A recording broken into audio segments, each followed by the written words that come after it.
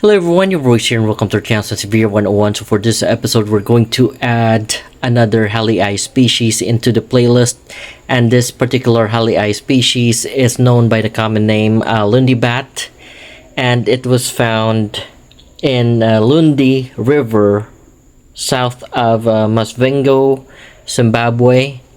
So it was also published by Juan Chahinian in his book, The Splendid Sansevieria, back 2005, and that is found, or you can find the article in page 65 to 66. So again, this hallii has no specific collection number, but it was published by Juan Chahinian, and right now it's just called Lundi Bat. So however, it was written as having a cultivar name, which I disagree, because they already stated on that article that it's found or collected near Lundi River south of Masvingo. So that means that it is not a cultivar. It was a specimen that was collected in the wild, that was brought to be grown in someone's nursery. But then again, that doesn't change it to a cultivar, because there is no significant change for it to be merited as distinctive to the original species that was collected in Lundi. So again, I don't agree with the people having this designated as with a cultivar name. So rather have it under the identification of hallii SP Lundi, or something like that. Or you can like I already mentioned on the previous episodes, it's very difficult to classify them as variety or subspecies, because there are a lot of experts with contradicting ideas or opinions about which or when to classify Sansevierias as varieties or subspecies. But for me, it is different due to its type location, or due to its to where it is found, because if we say about species, there are certain species that are found in one place, but you can find same species very near it with distinctive characteristics. They can be considered as the variety of the species or the subspecies of the species. So I would say that this is very close to being a variety or a subspecies of the hallii species. But as for right now, it's being tagged or was published before as a species of hallii. So even in that article that was written by Chahinian, they are saying that it has the same inflorescence as the hallii species. But as you can see, it is very distinctive to the usual hallii that we have. I'm going to put the phone down, or the camera down, so that I can take measurements.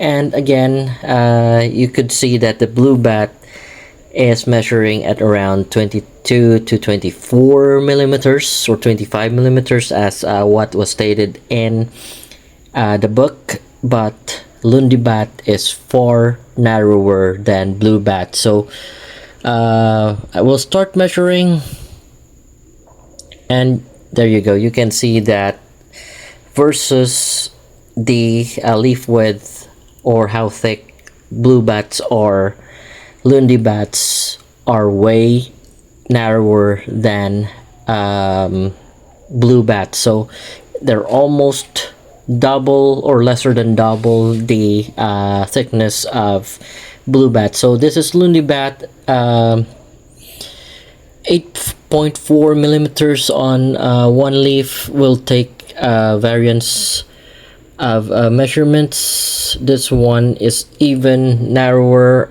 77 point or 7.7 millimeters We'll see the other ones, 7.7 millimeters. This one I think is a lot narrower, so it has a variation of 6.9 to 8 millimeters. So that is how narrow the leaves of Sansevieria Lundi Bat would be in comparison to your blue bat. And also, Lundi bats are very sensitive, so if you make mistakes with regards to watering them, especially when you water the crown or you mistake to spray it with water, there are times that they will rot from the core when you spray on them. So I advise you to not spray water or water them directly in the core, because you don't know if there are mites that have attacked them. And when you do water them, they will rot immediately if they have wounds on that core. So safer you spray alcohol on the core. That is to deter pests from staying on there, and also that is to sterilize whatever wounds that were left by the mites or any pest that attacks the core that you can't see by the naked eye. Also, you can use 3% of hydrogen peroxide and spray on the core. They will cleanse whatever is living on the core that you cannot see. So they will deter and they will melt out all the pests that cannot be seen in the naked eye. So if you do spray it with water, water does not really cleanse it, does not make it does not make any wounds on it callous faster. It's only hydrogen peroxide that is safe with me, or alcohol that you can spray on the core to get rid of whatever's on there that you can't see. So if you want to water Lundi Bat, water on the sides of the pot, or water on if you have the same thing as the basket that I'm putting in the basket. That's where the fertilizers go, that's where the fungicides go, that's where the pesticides go. I just water it from here in the basket. I don't water it on the core of the plant, because there are times that there are pests that you can't see that are on there, and they have wounded the plant. So that's very dangerous if you water them directly on the core. You water them on the sides, you have to spray alcohol or hydrogen peroxide on the middle part to make sure to deter pests that are infesting the core of the plant, because Lundi Bat is very sensitive. As you can see that the leaf is very narrow compared to the usual hallii species, which are stout singular leaves. They are sturdier as compared to what I'm showing you right now. One of the reasons it's a very narrow leaf, pests can easily wound them. They're not very resistant to attacks. So if there are times that if you water them directly on the core, then they will die out. So better safe than sorry. And also this is the first specimen I have. I also planted some directly into the ground, and they have grown chunkier than what I'm showing right now. Perhaps about 10 millimeters or 12 millimeters, or maybe as thick as blue bats when you plant them into the ground. But from what I'm showing right now in the pot, they just grow to around 6 to 8 millimeters. And also, since we're already here, we'll try to measure the leaf of the length, the length of the leaves. I'm sorry, because I'm distracted with the tokay gecko again. Every time I do this, they're making sounds, and I don't know if they're trying to do that to piss me off, but right now it's stopped, and we can proceed again to doing what we're doing. It does that every time I'm making a video.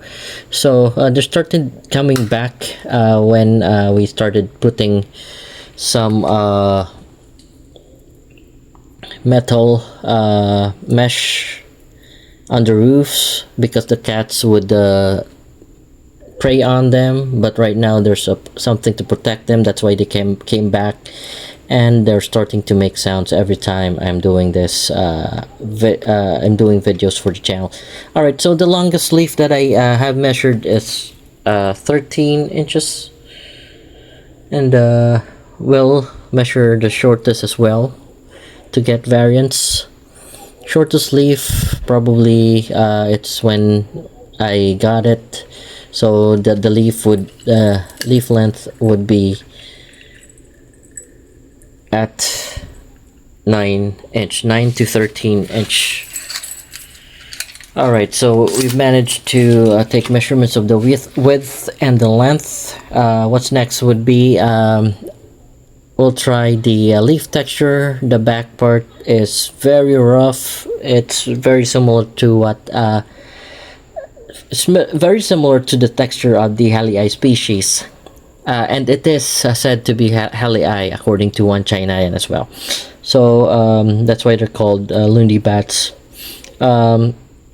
The front part, or the leaf canal, or the top portion of the leaf, is also rough, but I guess the back part is really rougher compared to the one that is in the leaf canal, or the front part of the leaf. So, and also I'm going to remove the camera so we can focus on what we are going to discuss. As you can see here, very narrow leaves, and this is how the pattern would look like. There are longitudinal lines, so if you try to feel it horizontally, you'd feel bumps. It's because of the longitudinal lines that are there. So the longitudinal lines are at the back part of the leaf. The front part of the leaf, very minimal longitudinal lines. More longitudinal lines can be observed at the back part of the leaves or the sides. This is a longitudinal line, so you can feel that it's deeper than the leaves, the actual leaf surface. That's why if you try to feel them horizontally, you'd feel bumps on the leaf of Sansevieria hallii Lundi Bat. So aside from that, the only difference that I can point out is that from hallii, the normal hallii species, you would see that the leaf tips are round and wilted. You wouldn't see this subulate or tubulate pointy like ending with the normal hallii species. There you go. So normal hallii species, you wouldn't see this part. It's very hard to focus, but there you go.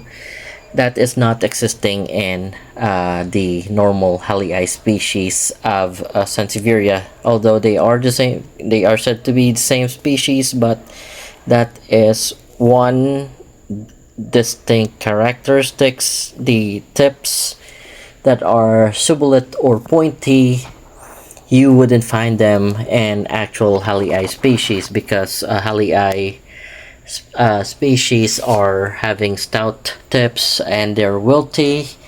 The end tips sometimes, although new leaves or juvenile leaves of hallii, that is very evident, but when they grow into maturity, the pointy leaves become wilty or wilted, and they disappear over time. But in Lundi Bats, they stay on the leaves no matter how mature they get. So I'll just say this for an example. For Consinus, there's a subspecies called Sodwalanensis, and it is very distinct to the species itself, and that's why maybe it's called subspecies. And the comparison between Consina and Sodwalanensis is actually very comparable to the hallii species and the Lundi Bat. So perhaps, in my opinion, Lundi Bat should be a subspecies of the hallii, and it has to have a proper name of its own. But that is just my own opinion. There are other experts, or there are botanists that are dealing with Sansevierias, and I am just a mere collector of Sansevieria. So who am I to argue with the experts? So however, if you have any questions or suggestions, feel free to leave a comment below. And if you like what I have presented, please don't forget to like and subscribe to the channel. Thank you for watching, and you have a great day.